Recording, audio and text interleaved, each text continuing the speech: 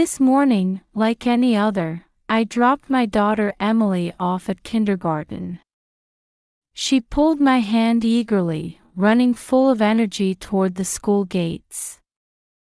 My shoulder-length brown hair swayed as I chased after her. I must have looked just like any other mother there. But inside, I was constantly carrying a burden of anxiety. "Mom, what time are you picking me up today?" "Let's see, 3 o'clock as usual." "You have art class today, don't you?" "Yes. The teacher said we're going to draw flowers." As I watched Emily's smiling face disappear into the school, I let out a deep sigh. My husband Michael has been coming home later and later, claiming he's busy with research at Moderna Pharmaceuticals. Even on weekends, he's been going out, saying there are urgent experiments. Tall and well-built from his gym workouts, dressed impeccably in business casual attire, anyone would see him as the model husband. I work as a sales manager at a real estate company, trying my best to cherish every moment with my daughter. My annual salary of $80,000 is hardly sufficient in this upscale neighborhood. Still, I have no intention of pursuing promotions at the expense of family time. Every Sunday at church, Emily and I pray together. "Lord, please protect our family." Each time I pray these words, an uneasy feeling crosses my heart. Lately, that intuitive sense of discomfort has been growing stronger. What concerns me is my mother-in-law Eleanor's behavior. Since losing her husband 3 years ago, she's been living alone in Cambridge's affluent district.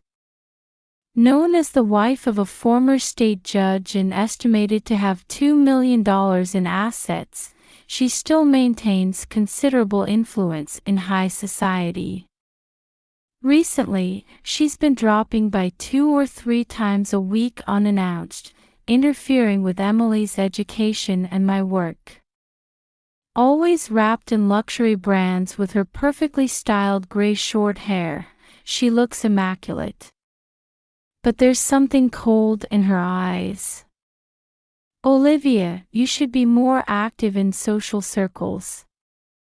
You need to provide a more suitable environment for Emily's sake."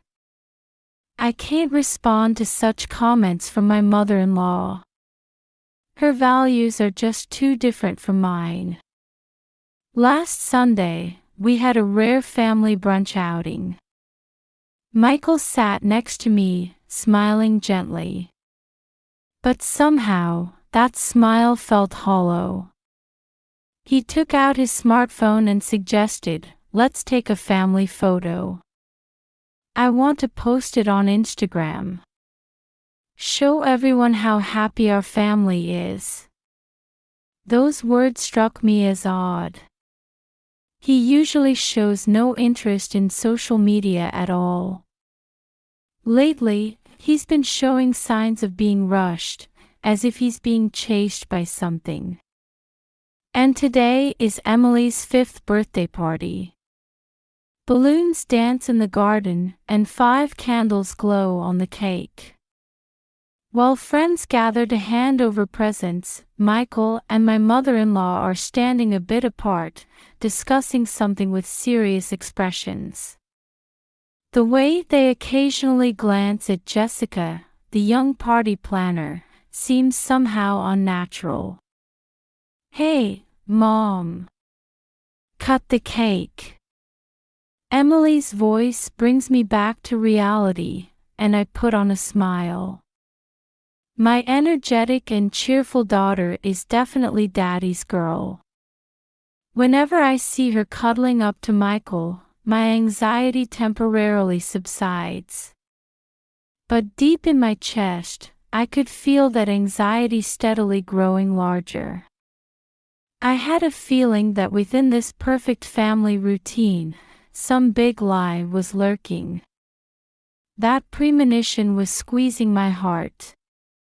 One Saturday morning at 9, I was cleaning up after breakfast in our kitchen. Roses in the garden were wafting their gentle fragrance. "Olivia, Mother and I will take Emily to the park today." Michael suddenly announced this. Unusually, he wasn't working overtime and was dressed casually instead of his usual business attire. Eleanor too had come by wearing surprisingly casual clothes, not her usual luxury brands. I had an important real estate contract that day, a deal I'd been negotiating persistently for months. Despite feeling uneasy about their unusually cooperative offer, I decided to head to work. "Okay then, I'm counting on you. Emily, Mommy will be back in the evening." Yay!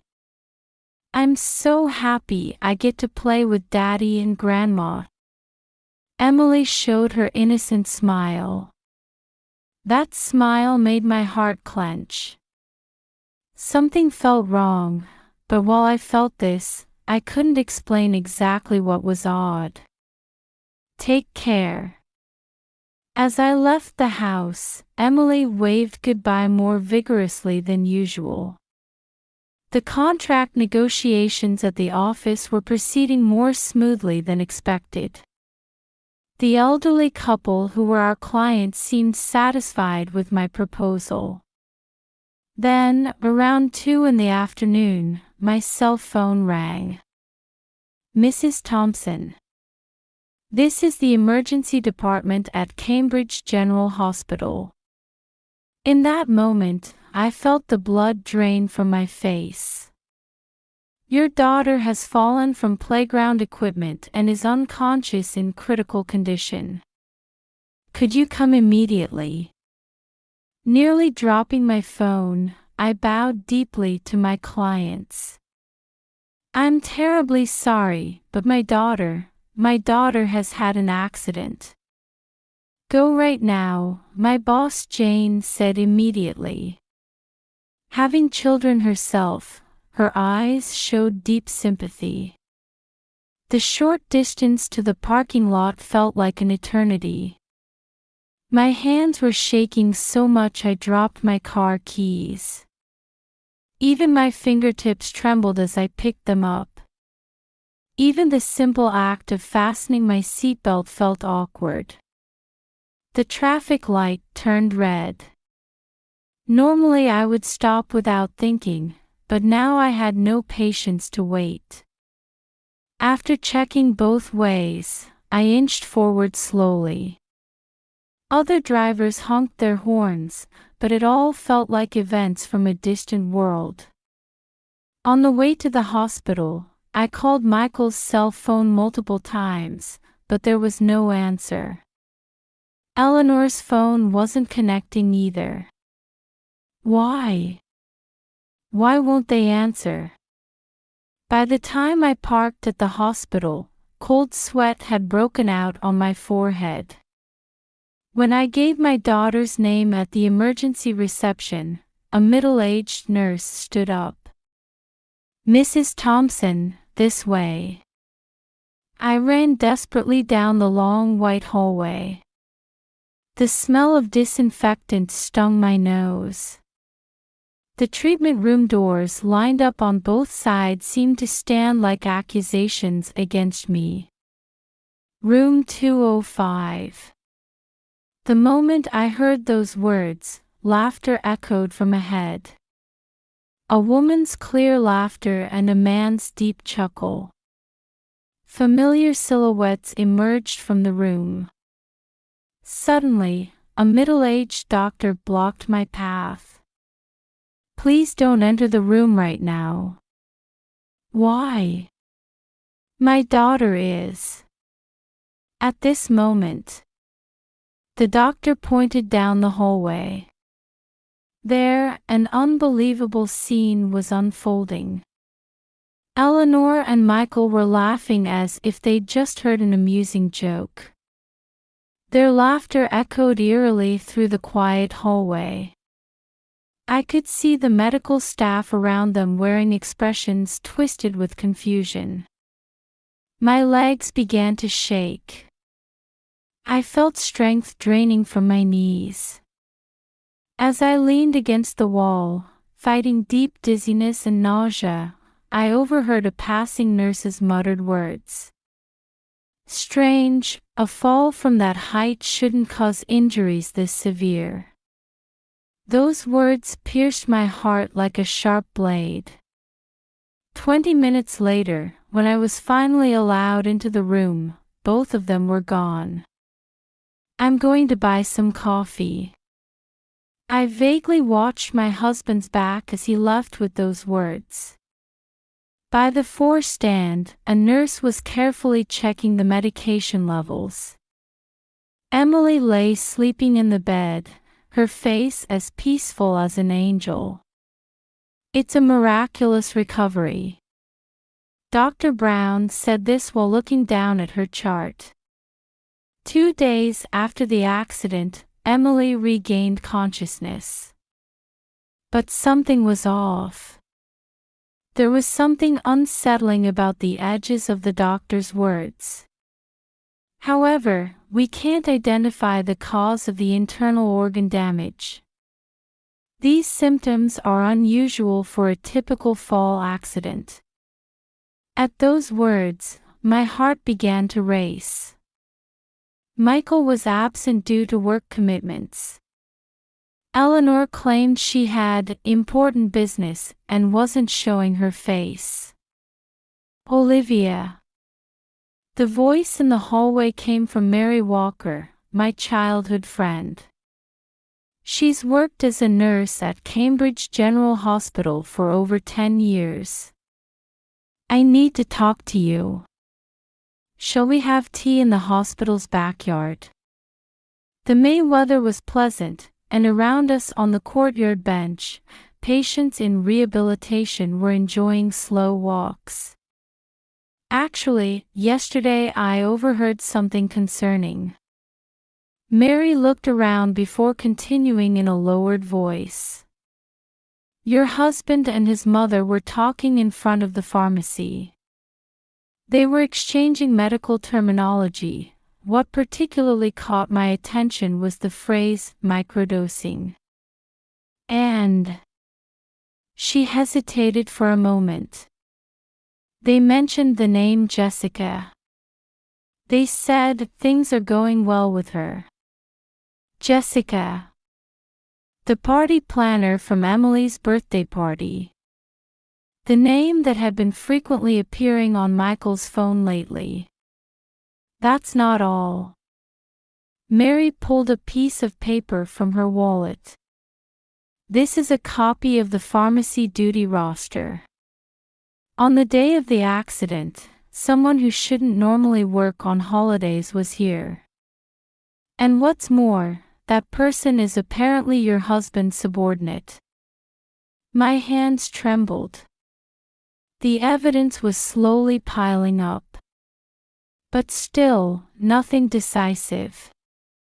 That night, I received permission to check the hospital's security camera footage.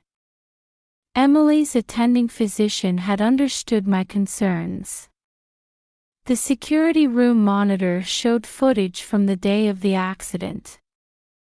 Though the quality was rough, the events in the park were clearly recorded. Michael and Emily near the playground equipment. And Eleanor standing a bit away. Michael lifted Emily and carried her to the highest point of the equipment. I almost had to look away. The footage clearly showed Michael pushing Emily out. "Hey, look at this." The security camera operator pointed to different footage. 15 minutes before the accident, Eleanor talking to someone in the parking lot. The other person was Jessica. There's no audio, but afterward, the two of them are checking something on their cell phones. After returning home, I decided to check Michael's computer. He unusually said he'd be staying late at work. The password was, as always, Emily's birthday. When I opened his emails, shocking facts were revealed one after another. The affair with Jessica, her pregnancy, and plans for a new family. Even more shocking were the message exchanges between Eleanor and Jessica. My son needs a more suitable family. Yes. The baby is doing well. Once Emily's matter is settled, we'll announce it right away. The nauseating content continued endlessly. I could clearly imagine Eleanor and Jessica conferring through the screen. What surprised me even more was the detailed plan found in a folder. A murder plan disguised as an accident, written out as meticulously as a business plan. With trembling hands, I took out my cell phone and contacted Mary. Please. Replace all of Emily's IVs immediately. I could hear Mary's sharp intake of breath over the phone. I understand. But this is... Yes, attempted murder. And it was planned. The next morning, I checked the hospital's security cameras. They showed Michael trying to sneak into the hospital room at night, only to be caught by the night nurse. In his hand was what appeared to be a small medicine bottle. The reason for Emily's miraculous recovery. The eerie laughter of my husband and mother-in-law at the hospital. All the mysteries were connecting in a terrifying way. That laughter was an abnormal reaction born from their confidence in the next murder plan, after the failure of their first attempt. As if proudly displaying their own descent into madness. Before reporting to the police, I decided to gather one more piece of evidence. The suspicious activity at the hospital pharmacy shown on the security cameras. Reviewing the surveillance footage revealed Michael taking out pharmaceutical supplies. And the decisive evidence, messages between Michael and Jessica left on his smartphone. I couldn't find the courage to read the messages to the end. Was this my husband's true nature? The face of a cold-blooded strategist lurking behind the mask of a happy family man. 2 weeks after the accident, all the evidence was in place. I couldn't let this dangerous situation continue any longer. Emily's life was literally at risk. The next Saturday, I was making my final preparations. That morning, I spent a long time at Christ Church, Cambridge. In the light filtering through the stained glass, I offered up my prayers. Tonight, everything would be revealed. This painful truth would be exposed to the light. Lord, please protect us. As I was leaving, the church priest called out to me. Olivia, you seem troubled. Yes, but it's all right now. Everything will end tonight. The priest nodded with deep understanding. Justice will prevail. But don't forget to keep forgiveness in your heart. In the afternoon, I made final confirmations with attorney Sarah Johnson. The evidence is sufficient. Especially the security camera footage, it's decisive. And the police. They're already prepared. They can move as soon as they get the signal. I took out my cell phone and sent the final message. Eleanor, shall we all have dinner together at 7 tonight? Since Emily's discharge has been decided, we could celebrate. A few minutes later, the reply came. Yes, let's have it at my house. I'll arrange all the food. Just as planned. Next, a message to Michael. I have something important to talk about. Please make sure to come tonight. His reply was a curt, understood. Finally, a message to Jessica. All preparations were complete. Mary was taking care of Emily. This ensured my daughter's safety. 6:45 p.m. I arrived at Eleanor's mansion. Passing through the heavy gates, several cars were already parked. Relatives were gathering one after another. Oh, Olivia. This should be a lovely party. Eleanor greeted me, wearing a luxury brand dress and perfect smile. But her eyes weren't smiling. In the living room, about 10 relatives had already gathered. Uncle George, Aunt Martha, Cousin Peyton, and her husband. All people who knew this family's public face. Michael arrived. And right after, Jessica appeared. Her dress was subtly designed to hide her early pregnancy. Everyone, I have something special to share tonight. I stood up and took my glass. The room fell silent. At that moment, Eleanor suddenly interrupted. Before that, I have an announcement for everyone. Actually, Michael and... No, Eleanor. Tonight, I'll be the one talking. My voice rang out stronger than usual. Then, I turned on the tablet I had prepared. The security camera footage was projected onto the large screen. This is footage from 3 weeks ago. The screen clearly showed Michael pushing Emily from the playground equipment. The room stirred with murmurs. And this is... Evidence after evidence was displayed. Email exchanges, records of pharmaceutical removal, detailed murder plans. Whispers spread throughout the room. This is a misunderstanding. Michael shouted. His face was pale. Be quiet. Eleanor tried to stop him. Her expression could no longer maintain any pretense. I planned it all. We couldn't allow blood unsuitable for this family line to remain. Her words froze the room. Yes, Eleanor. You were the mastermind behind it all. Indeed, I was. Michael was just a puppet. This foolish son was easily manipulated with Jessica as bait. Just because her family has some standing, she's nothing but a mere party planner.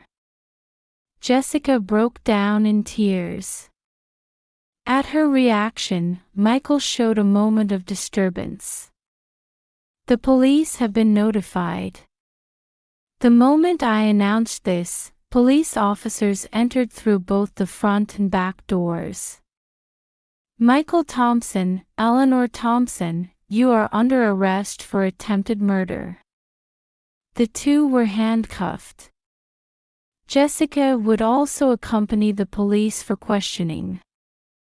Olivia. I won't forgive this. Eleanor's scream echoed through the mansion. But no one was on her side anymore. To think someone like you, with my son. Silence. Aunt Martha stood up and slapped Eleanor. Eleanor, you're the disgrace to this family. Trying to kill your own precious grandchild, your former judge husband must be crying in heaven. While the police were escorting the three away, relatives gathered around me one after another. Warm words of support. Relatives who I'd only had superficial relationships with until now showed their true bonds. As stars began twinkling in the night sky, I headed to Mary's house to pick up Emily. My daughter running toward me with her innocent smile. That smile was the driving force behind everything I did. As I held her close, feeling her body warmth, I made a new vow. From now on, we would grasp true happiness. One day in May 2025, we moved to a new house. A green residential area about 30 minutes by car from Cambridge. It's been almost a year since the incident. Mom, I can see the garden from my room. Emily stands by the window, beaming with joy. Her smile seems to be gradually forgetting the shadows of that incident. But sometimes she suddenly shows an anxious expression, especially when she sees fathers playing with their children at playgrounds. Don't worry, the therapist is with you. Emily attends children's counseling twice a week. Dr. Sarah Cooper, her counselor, specializes in trauma care. Emily's recovery is progressing well. However, rebuilding trust takes time. In particular, she still shows strong wariness toward adult men. The doctor's words squeeze my heart. But there is hope. Still, she's gradually warming up to her uncles. She seemed to particularly enjoy when Uncle George took her to the zoo.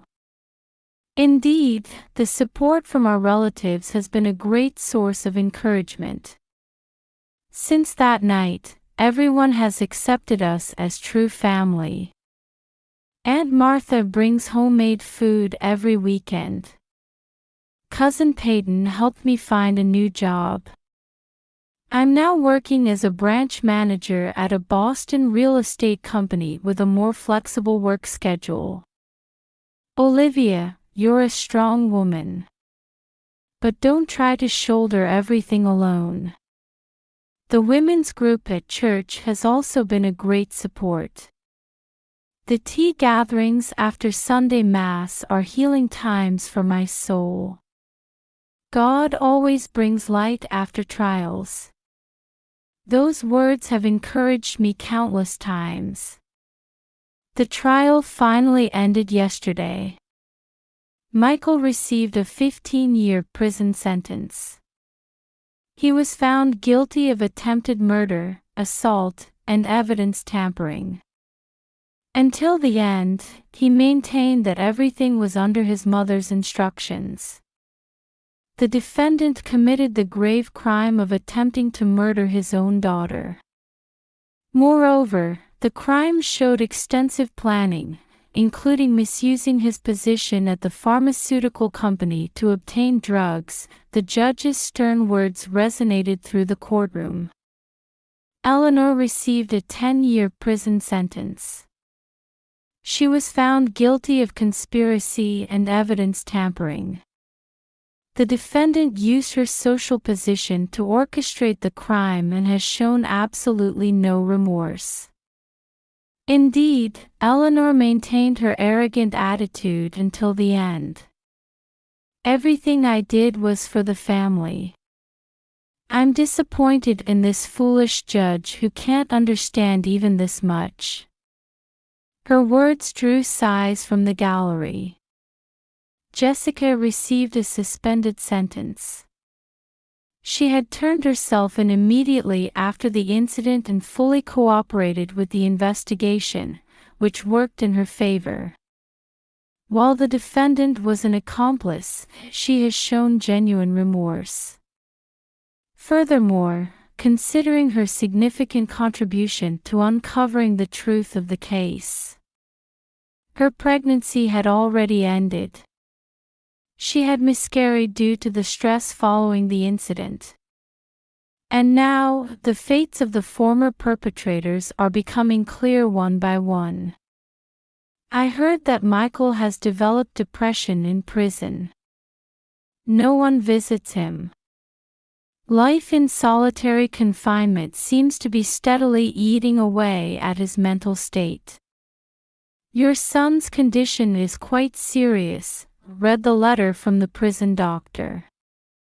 Eleanor's situation is even more severe. She's completely isolated from other inmates and reportedly suffering repeated abuse. Her arrogant attitude continues to work against her even in prison. Defendant Thompson has been transferred to a psychiatric facility. She's been diagnosed with severe delusional disorder, appeared in the local paper. Jessica has reportedly moved to another state.